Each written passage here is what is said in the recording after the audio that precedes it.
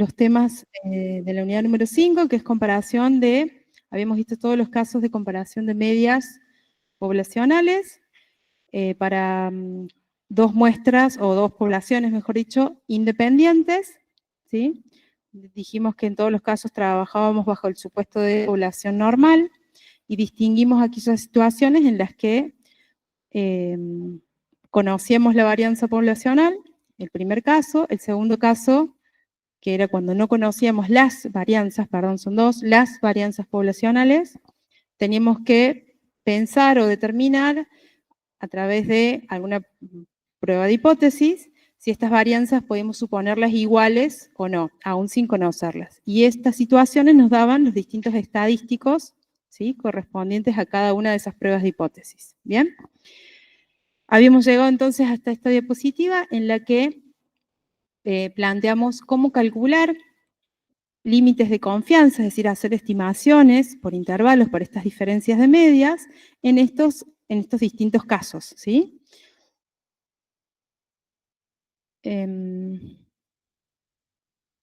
Y ahora pasamos a la otra prueba que está incorporada en esta unidad, que es una prueba de hipótesis para comparar también dos medias poblacionales, pero cuando la muestra se considera dependiente, ¿sí? Algo habíamos adelantado acerca de cuando dos poblaciones, y de esas dos poblaciones hacíamos una extracción, una selección de dos muestras, son dependientes, o también se les suele decir apareadas, ¿sí? En el sentido de que vamos a tener observaciones de a pares, ¿bien? Un ejemplo típico es cuando quiero ver, por ejemplo, el impacto de un curso de capacitación en un conjunto, por ejemplo, de vendedores, ¿sí?, de una empresa. Entonces se les da algún curso de capacitación, por ejemplo, de marketing o de gestión de ventas, lo que sea. Entonces podríamos, a través de medir alguna variable sobre estos vendedores, por ejemplo, las cantidades vendidas antes de ese curso y luego de ese curso, y ver si hay diferencias en las ventas promedios de nuestros vendedores, ¿sí? Entonces ahí claramente se generan dos observaciones de a pares, dijimos, donde la relación o la dependencia que hay entre esas dos observaciones viene dada porque la unidad de observación es la misma, es el mismo vendedor que lo evalúo, lo mido antes y después, por ejemplo, de este curso de capacitación, ¿sí? También podíamos generar observaciones de pares a través del diseño del relevamiento de los datos, en donde por ahí no necesariamente tenía que ser la misma unidad de observación, pero sí dos que sean parecidas o relacionadas de alguna manera, ¿sí? En esos casos, también podemos decir que a través del diseño de experimental, a través del cual se recolectan los datos, hay un apareamiento o una asociación entre estas dos observaciones, ¿sí? Entonces, vamos a tener pares de observaciones que van a conformar nuestras dos muestras, ¿bien? En el caso, entonces, dijimos de de dos poblaciones, sí, dos poblaciones que sean dependientes, ¿bien? Un poquito esa es la idea. Ahí el ejemplo que les proponen es, bueno, suponga que va a comparar la producción promedio de obreros que utilizan primero un método de trabajo y luego esos mismos obreros aplican para obtener el mismo producto, el mismo resultado, otro método distinto de trabajo. Y quiero ver cuál es más productivo, más eficiente, ¿bien? Entonces, mido al mismo obrero en estas dos situaciones, aplicando la misma persona dos métodos distintos, dos métodos de trabajo diferentes. Ahí la dependencia viene dada porque es el mismo obrero el que está realizando la tarea, ¿bien? ¿Se entiende? No puedo considerarlos como independientes, sino como dependientes, ¿bien? Bien, entonces, en este caso, de todas maneras, seguimos planteando los pasos que ustedes conocen para un procedimiento de una prueba de hipótesis, ¿bien? En donde lo primero que hacíamos que era identificar cuál es el parámetro a testear, ¿sí? ¿Qué es θ en este caso? Entonces, para el caso de prueba de igualdad de medias, poblaciones dependientes, nuestro parámetro a testear, θ, va a estar dado por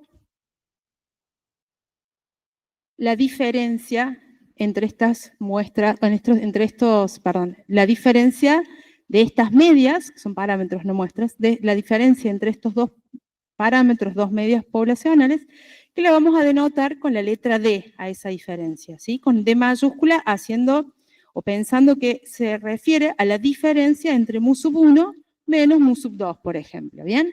Entonces, tita lo vamos a llamar D con D mayúscula cuando hablemos de valores a nivel poblacional, donde esta D grande va a ser la diferencia entre mu sub 1 menos mu sub 2, que cambia con respecto a las pruebas que vimos ayer, que en este caso se trata de dos poblaciones que son dependientes, ¿sí? O sea, por lo tanto, sus muestras también van a ser dependientes.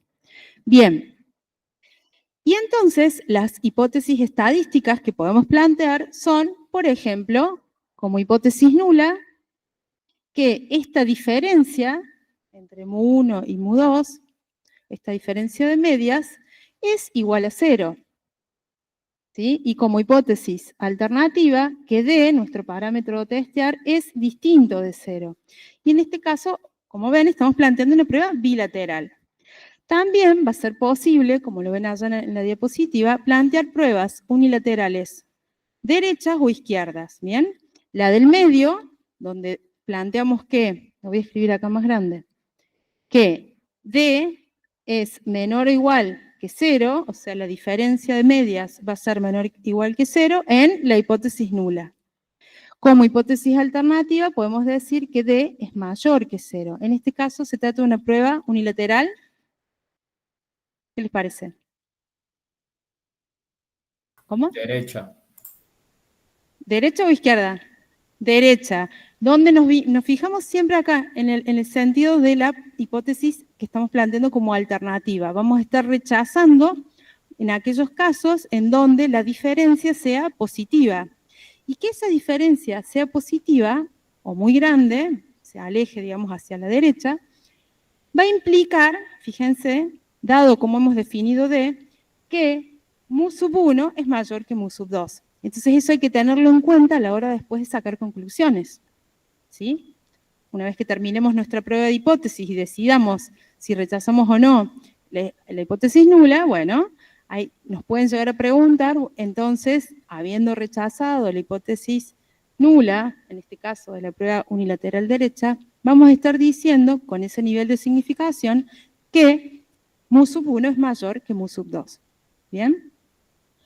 Por otra parte, también podemos plantear hipótesis estadísticas para este parámetro de la siguiente manera: H sub 0, es decir, la hipótesis nula, D mayor o igual que 0, y como hipótesis alternativa, que D es menor que 0. Es decir, que vamos a estar planteando una prueba unilateral, en este caso izquierda, ¿sí? Vamos a estar rechazando la hipótesis nula cuando esta diferencia sea muy pequeña, ¿sí? O bueno, incluso hasta podría ser negativa, ¿bien?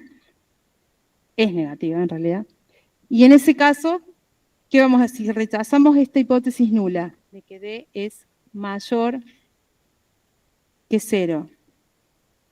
Ahí, ¿cuál de los dos promedios es más grande?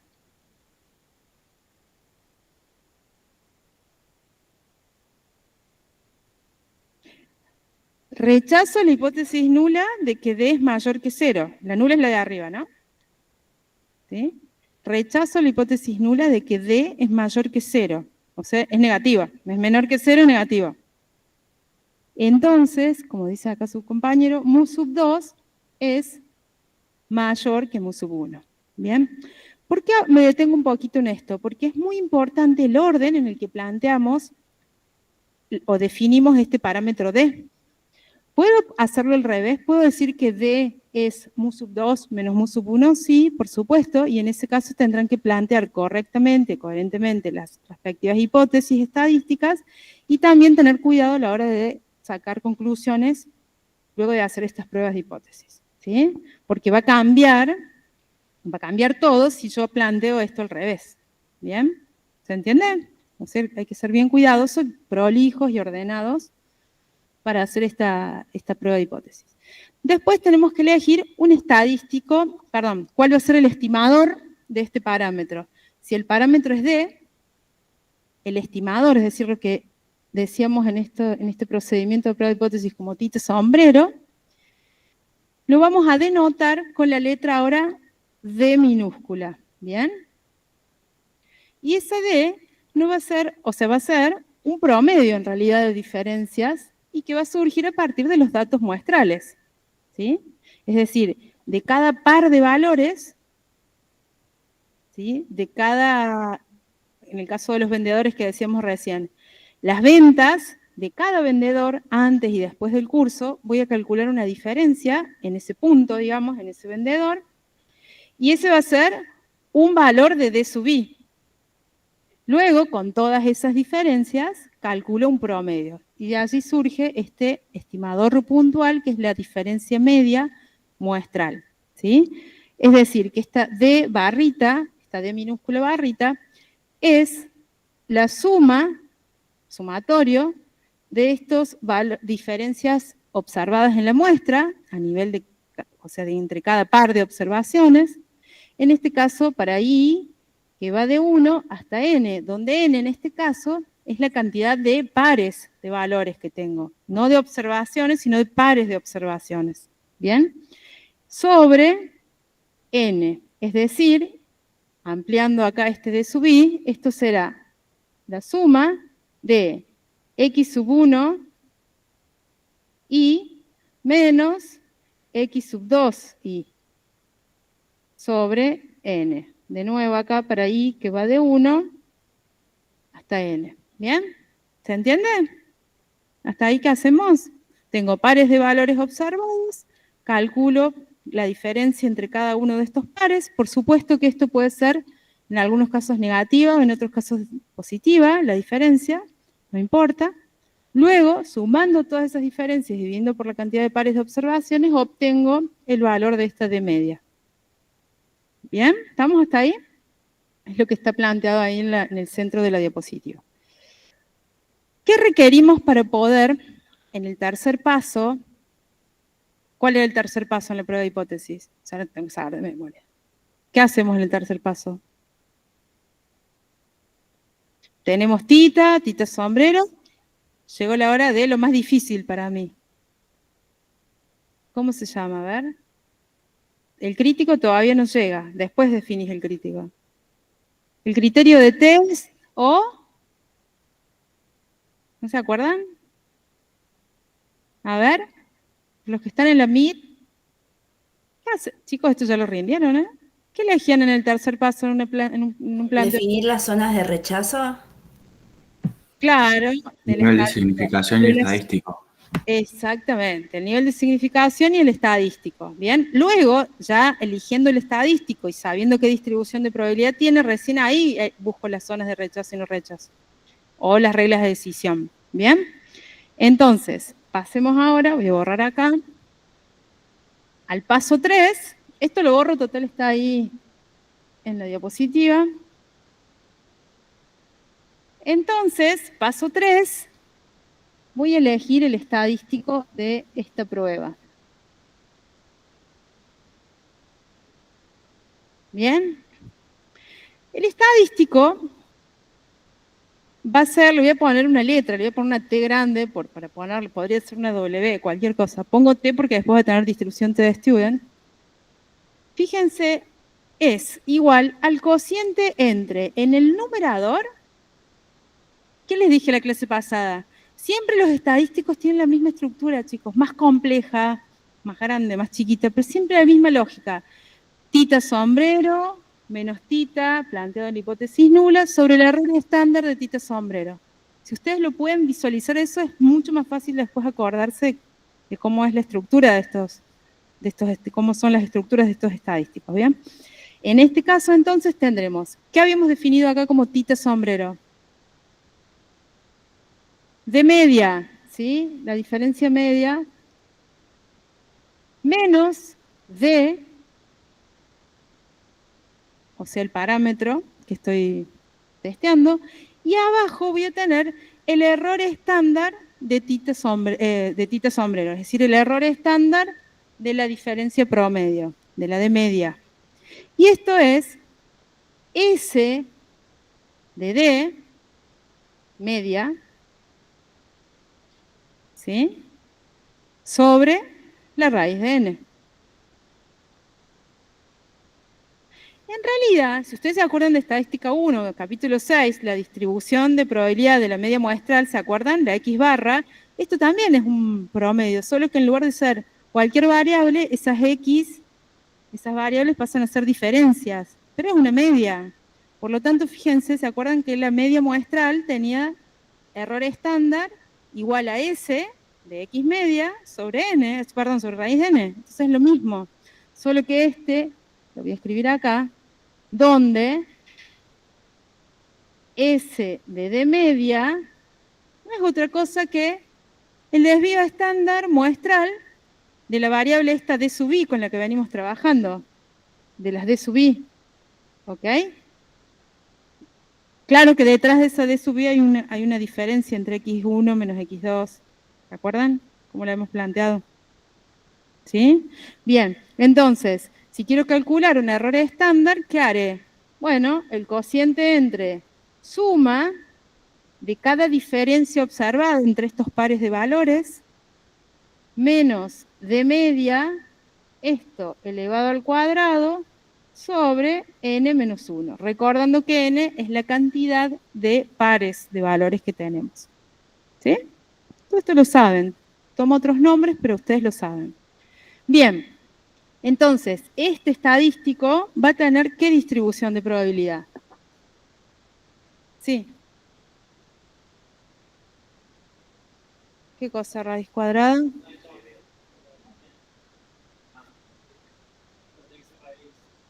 Ah, sí, sí, acá va al cuadrado, claro. Sí, sí. Bien, gracias por la observación. Claro, en realidad lo que escribí acá es la varianza. Luego esto aplico raíz y esto viene a ser el numerador del error estándar de la D media. ¿Sí? Es más, vamos a hacer otra corrección acá. A ver quién se da cuenta. Algo que está mal acá. Hay una cosa que no va.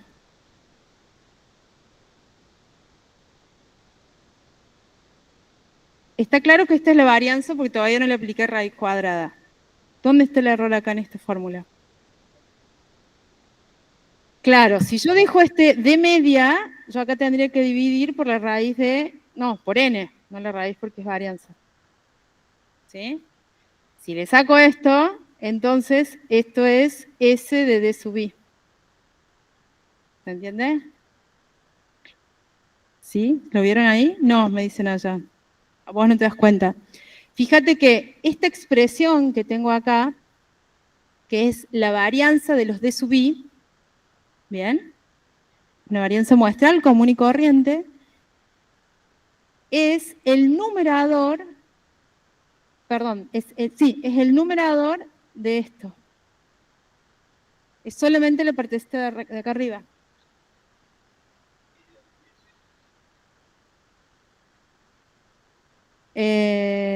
Vamos a ver. Ahí me hice un poco de lío con la anotación. Claro, es S de D. Bien, bien, bien. Ajá, así los quiero, en el parcial, estudiando con ese nivel de detalle. Sí, claro. Vamos a vuelta. Esto es el estadístico para nuestra prueba de hipótesis, diferencia de medias para poblaciones o muestras dependientes. ¿Bien? El estadístico tiene esta estructura. D media menos el parámetro D, diferencia, sobre el error estándar de D media. ¿Sí? Si me permiten, para que quede más claro, lo voy a escribir también acá. También podría plantearlo como D barrita, en el numerador, menos el parámetro D, y en el denominador poner S de D media. Y ahí está. ¿Sí? Donde S de D media, ¿qué es? Vamos a volver acá para que quede bien claro. S de D media es igual a S de D sobre la raíz de N. ¿Sí? ¿Se entendió? ¿Por qué es importante que ustedes entiendan esto en detalle? Porque si van a rendir en la Moodle, por ejemplo, el parcial, a lo mejor nos dan datos ya calculados y con eso tengo que calcular algo yo. Bueno, préstenle atención a toda esta notación que estamos desmenuzando ahora, ¿sí? Bien, entonces, el estadístico que acabamos de plantear, voy a borrar acá, va a tener distribución T de student, ¿sí? Distribución T con n menos 1 grado de libertad. N menos 1, ¿bien? Donde, insisto, n no va a ser la cantidad de datos que ustedes tengan, no son la cantidad de los x sub i, sino la cantidad de pares observados. ¿Bien? A ver, vamos a revisar allá que en la diapositiva esté todo bien. Perfecto. Bueno, tenemos ya nuestro estadístico, definimos un nivel de significación de alfa%, ¿sí? Un alfa% para hacer esta prueba. Y entonces, como la prueba, por ejemplo, la podemos plantear como bilateral, entonces sí los puntos críticos van a estar dados, por ejemplo, por dos valores de T crítico. ¿Sí? T crítico 1, T crítico 2. Entonces, si la prueba es bilateral, tendremos una región de no rechazo en el centro de la distribución T, con n menos 1 grado de libertad, y las regiones de rechazo quedarán hacia ambos lados, en ambas colas de esta distribución T. ¿Bien? De manera que acá tendremos el valor T crítico 1, que va a acumular alfa sobre 2 de probabilidad, y el valor crítico de la derecha será un T crítico, que le vamos a llamar sub 2, que acumula 1 menos alfa sobre 2 de probabilidad. ¿Bien? Esta distribución T sabemos que es simétrica y centrada en 0, por lo tanto, si conocemos uno de estos valores, el otro va a ser el mismo con signo negativo, el de la izquierda, ¿bien? Y eso por ahí nos va a facilitar un poquito las cuentas cuando haya que calcular algo a mano, ¿bien? Entonces, para continuar y terminar con este procedimiento de prueba de hipótesis que ustedes ya conocen, determinamos entonces los puntos críticos y vamos a plantear las siguientes regiones de rechazo y no rechazo. Diremos que si el valor de T observado en la muestra cae en zona de no rechazo, es decir, T crítico 1, T observado en el centro, T crítico 2, es decir, que si el T observado es mayor o igual que T crítico 1 y menor o igual que T crítico 2, entonces no rechazo H0. Y por lo tanto, D puede llegar a ser un valor igual a 0 y por lo tanto no hay diferencias significativas entre los promedios de las dos poblaciones que estoy comparando. ¿Bien?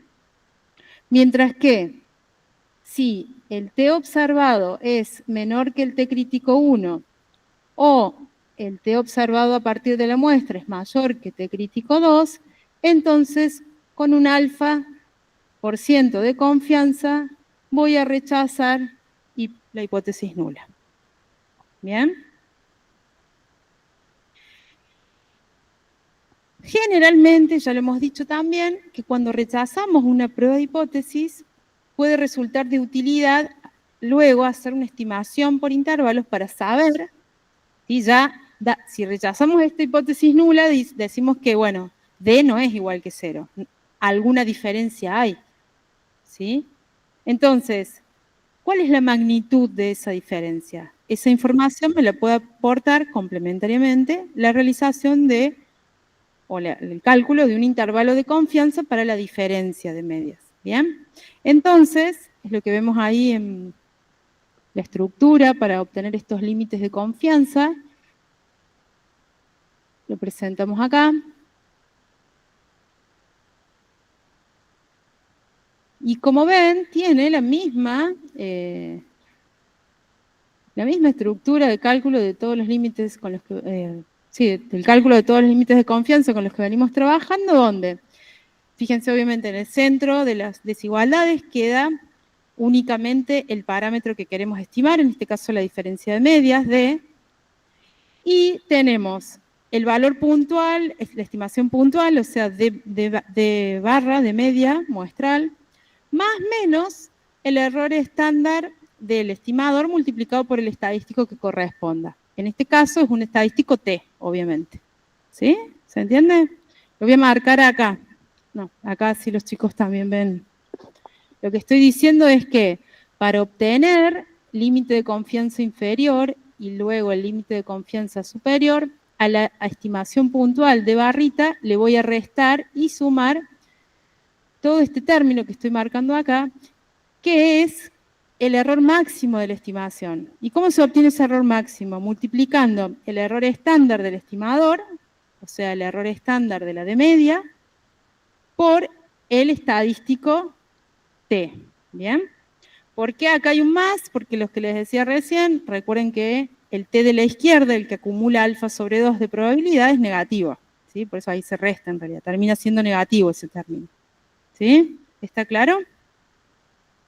Bien. De nuevo, habiendo rechazado la hipótesis nula, es de esperar que el intervalo de confianza que obtenga con esta fórmula de cálculo no contenga el cero. ¿Bien? Y entonces va a suceder, en ese caso, que ambos límites o van a ser ambos negativos o los dos van a ser positivos. De nuevo, entonces, si ambos son negativos, significa que, y habiendo planteado D como mu sub 1 menos mu sub 2, significa que la segunda media, mu sub 2, es mayor que mu sub 1. Si ambos son positivos, significa que la media que he puesto primero, es decir, mu sub 1, va a ser mayor que mu sub 2. ¿Bien? Y eso, por supuesto, con una confianza, este intervalo de confianza, con una confianza de 1 menos alfa de probabilidad. No, con 1 menos alfa de confianza, porque ya dejó de ser aleatorio. Bien, lo que les quería decir es que en los contextos de un problema, esa conclusión no debe ser mu sub 1 menos mu sub 2, no. ¿Qué es mu sub 1 en el problema que están resolviendo? La cantidad de horas promedio trabajada, el ingreso promedio de las familias. Bueno, ahí la conclusión o la interpretación de todos estos resultados, recuerden que lo tienen que hacer en términos del problema que se les dé. ¿Bien? No simplemente hablar de mu sub 1 y mu sub 2. Ahora porque estamos viendo teórico y es genérico, pero en una aplicación hay que hacer referencia al contexto del problema que estamos resolviendo. ¿Bien? ¿Alguna duda hasta acá, chicos? Los que están en la Meet. Bueno, pasemos a otra prueba de hipótesis. En este caso vamos a trabajar con el parámetro poblacional proporción o proporción poblacional, valga la redundancia. ¿Bien? Entonces, sabemos que a este parámetro, θ igual a P, lo denotamos con la letra P mayúscula o con la P minúscula sin sombrerito, aparece por ahí en la bibliografía. Va a ser entonces el parámetro, en este caso estamos trabajando con dos poblaciones, los parámetros a testear. Es decir, lo que vamos a hacer ahora, una prueba de hipótesis para comparar dos proporciones poblacionales. ¿Bien? Por eso, si θ ahora es P sub 1 menos P sub 2, donde P sub 1 y P sub 2 son los parámetros poblacionales correspondientes a dos poblaciones diferentes. ¿Bien? Vamos a plantear esta prueba diciendo que debemos estar seguros de que estas poblaciones son independientes. ¿Sí?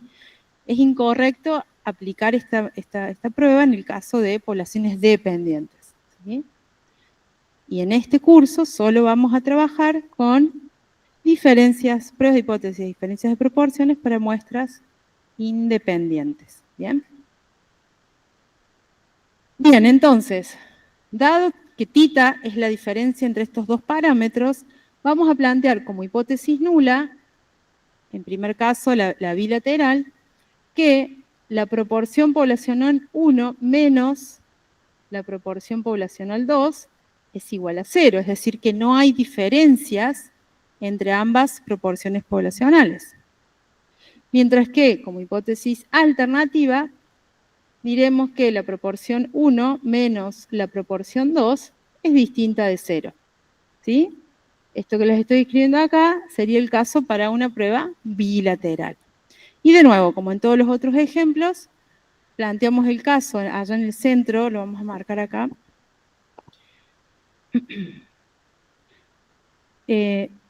Fíjense que este O no es que esto ya lo voy a corregir después de la diapositiva, no significa que esta prueba, esta hipótesis nula sea equivalente a esta, ¿no? En realidad estamos hablando de una prueba bilateral para estos casos que estoy marcando acá. Una prueba unilateral derecha. Profe, perdón. Sí. El desarrollo que hicimos recién era para, bueno, dos medios poblacionales de muestras dependientes. No te escuché, volví a repetir. El desarrollo de recién era para dos medias poblacionales con muestras dependientes. Acá, la D. Sí, y ahí la varianza poblacional no importa si es conocida o desconocida. Está re buena tu pregunta. Ahí yo revisé el material teórico y hay un momento en donde habla de un sigma como si hubiera una varianza poblacional conocida. Claro que existe una varianza poblacional conocida, pero casi nunca, me animaría a decir que nunca la conoces en realidad. Puedes llegar a conocer las varianzas individuales de cada X en la población 1, en la población 2, pero nunca la varianza de la diferencia. Entonces, los casos que vamos a presentar son siempre con varianza desconocida. ¿Sí? Por lo tanto, lo que hemos visto recién sería el único caso a trabajar. Sí es importante, dado que estamos planteando el estadístico T, chequear de que esa variable D sub I, estamos volviendo a lo anterior, ¿no? Por las dudas, que esta D sub I tenga distribución normal. ¿Sí? Y ahí podés o bien testear, verificar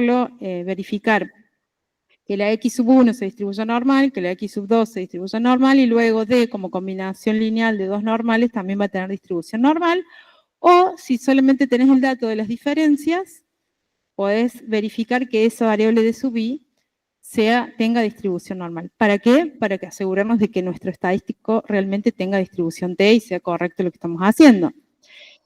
Hasta ahora ustedes solo han visto algún método gráfico como el QQplot para ver si hay normalidad en un conjunto de datos. No preocuparse todavía porque ya en el próximo capítulo vamos a estar viendo algunas herramientas para poder verificar estos supuestos. Por ahora los enunciamos, pero después vamos a tener herramientas para poder constatar de que este supuesto de normalidad se esté cumpliendo. ¿Bien? ¿Se entiende hasta ahí? ¿Respondí a tu pregunta? Sí, sí. O sea que para muestras dependientes tenemos un solo camino, digamos, por seguir, un solo estadístico. Exactamente, sí, sí. Bien. Exacto. Sería muy raro en el libro, cuando lean del libro, por supuesto estas clases son como para conversar un poco, pero ustedes tienen que después volver a la bibliografía y estudiar muy bien de ahí el teórico, ¿no? Cuando vean el libro, hay una partecita en donde menciona una sigma de D, como si hubiera una varianza poblacional conocida, pero de verdad que casi nunca se conoce, ¿sí? Por lo tanto, nosotros vamos a trabajar solo con este ejemplo que vimos recién. ¿Está bien?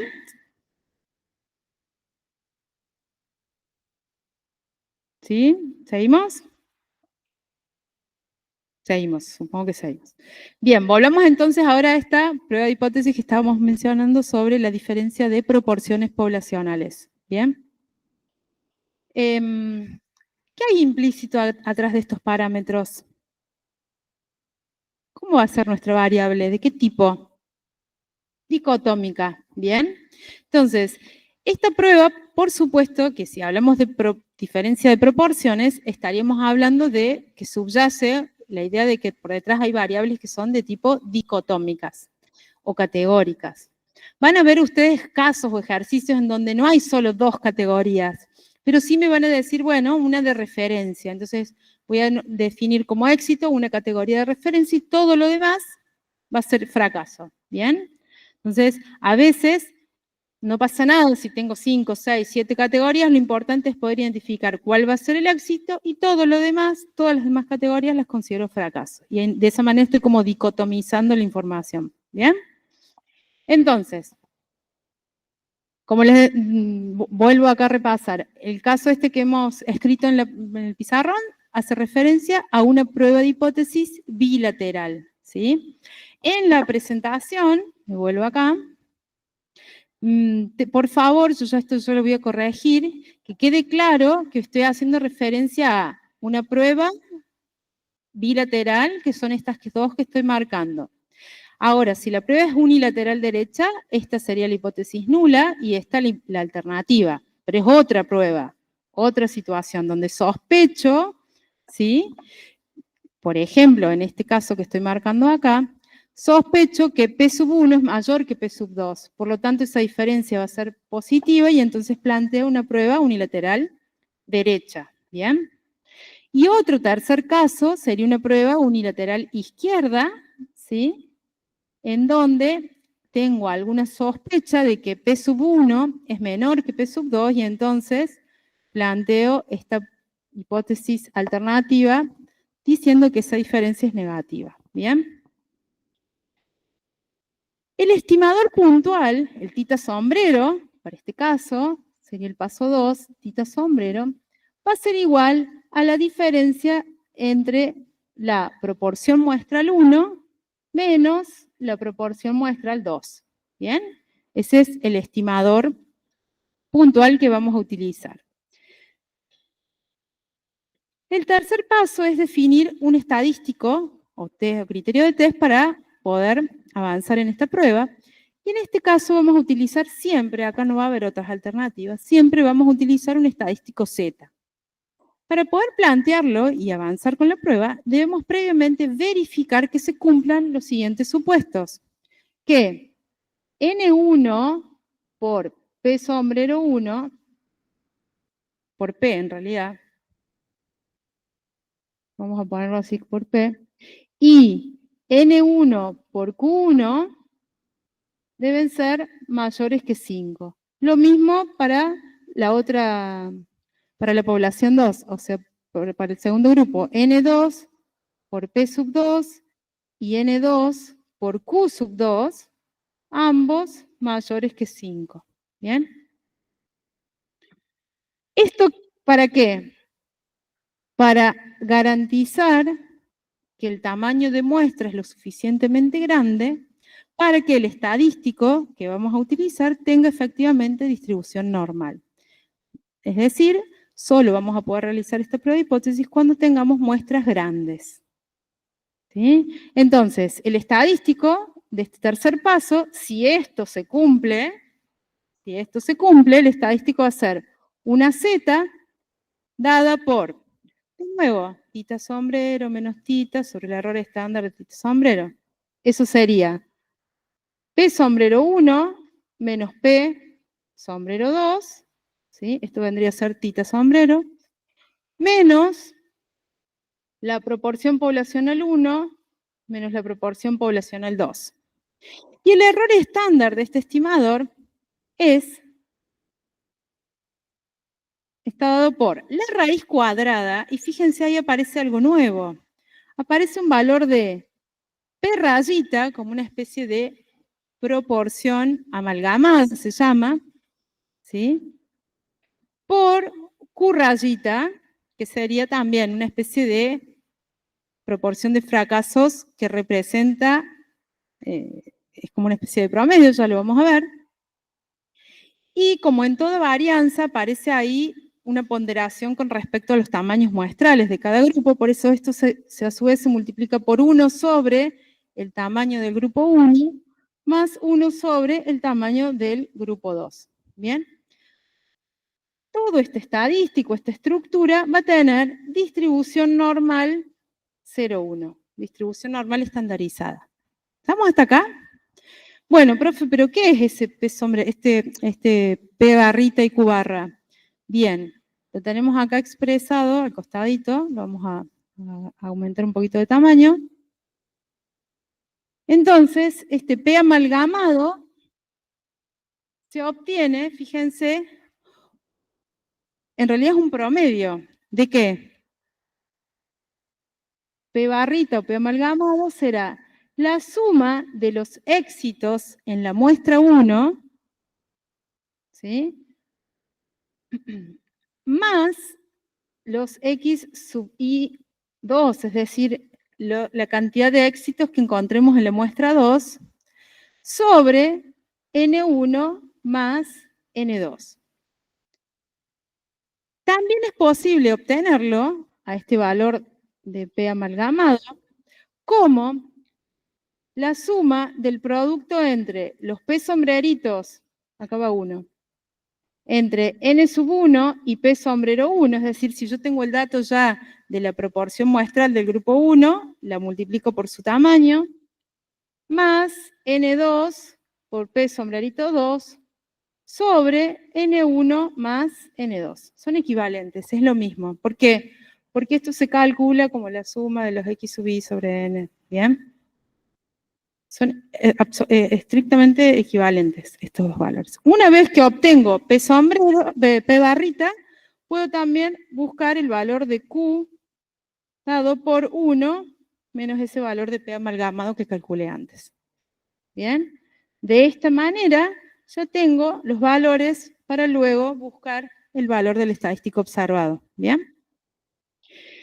Otra consideración que debemos observar es que bajo hipótesis nula cierta, porque este estadístico se obtiene pensando que H0 es cierta, ¿no?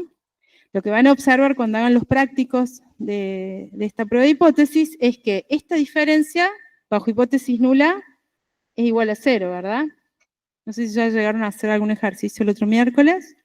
Y la otra cuestión es que este promedio que calculo lo hago suponiendo que la hipótesis nula es cierta, es decir, que las dos proporciones son iguales. Por eso me permito calcular así como un promedio común. ¿Bien? ¿Estamos hasta acá? Y presten atención porque justamente este error estándar va a cambiar cuando luego, ahora mismo, hagamos una estimación por intervalos para la diferencia de proporciones. ¿Bien? Presten mucha atención porque ahí cambia, a diferencia de otras pruebas y estimaciones por intervalos que hemos hecho, en los cuales el error estándar no se veía afectado. ¿Sí? Este es un caso particular. Bien.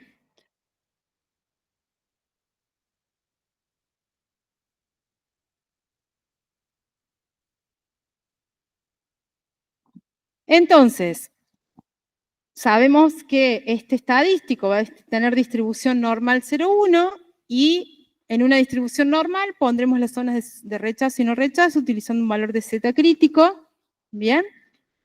Y con un nivel de significación de alfa por ciento tomaremos la decisión de rechazar o no la hipótesis nula que hayamos planteado, ¿bien? De nuevo, habiendo rechazado la hipótesis nula, cobra importancia poder realizar una estimación por intervalo de esta diferencia de proporciones. Ok, no son iguales las proporciones. ¿Y cuál es esa diferencia? Bien, hacemos la estimación por intervalo. Les pido por favor que se concentren y miren detenidamente qué pasa acá con la estructura que usamos para obtener los límites de confianza. Por supuesto que acá en el centro queda el parámetro que queremos estimar, que en este caso es la diferencia de proporciones poblacionales. Partimos de una estimación, o bueno, en este caso es un estimador puntual de esa diferencia, la diferencia de los P sombreros, eso no cambia. Luego, más, o menos más, mejor dicho, ¿qué cosa? El máximo error de estimación, que es el producto del estadístico, en este caso un Z, y esto es lo que yo les decía que cambia. ¿Ven? Resulta que en este caso, ¿sí? El error estándar del estimador, el que ven acá escrito que marqué con rojo, acá, adelante, ¿sí? Además de que está suponiendo de que son iguales y calcula un promedio, fíjense que contiene a los valores de P y Q parámetros en realidad, porque no son sombreritos en algún punto. Es decir, esto está planteado bajo hipótesis nula cierta, bla, bla, bla. Entonces, ¿qué sucede? Que el error estándar contiene al parámetro a los valores de P que quiero justamente estimar. ¿Se entiende? Y eso me genera un problema. Entonces, lo que vamos a hacer es, cuando querramos hacer una estimación por intervalos para la diferencia de proporciones, en el error estándar del estimador, usaremos los valores de P y de Q estimados a partir de la muestra. ¿Sí? ¿Se entiende? No se vayan a confundir con eso. ¿Bien? Y de nuevo, habiendo rechazado la hipótesis de que las dos proporciones son iguales, ahí prestaremos atención a los signos que toman estos límites de confianza. Si ambos son negativos, P sub 1 es mayor que, perdón, si ambos son positivos, P sub 1 es mayor que P sub 2. Si ambos límites de confianza resultan negativos, será porque P sub 2 es mayor que P sub 1. ¿Bien? Cuando no rechacemos la hipótesis nula de igualdad y lo mismo hagamos una estimación por intervalos, van a ver que ese intervalo contiene el cero. Y eso está bien y se corresponde con lo que ha sucedido en la prueba de hipótesis. ¿Está bien?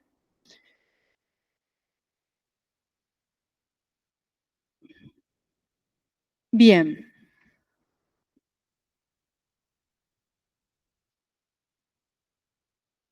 ¿Preguntas hasta acá? ¿O no? Venimos bien. Hacemos ahora otro tema, y es el último de esta unidad, que este es el que yo les decía, lo vamos a revisar acá, que está un poco más cortito, pero para estudiar también pueden usar la otra presentación que les dejé, que está más completa, ¿bien?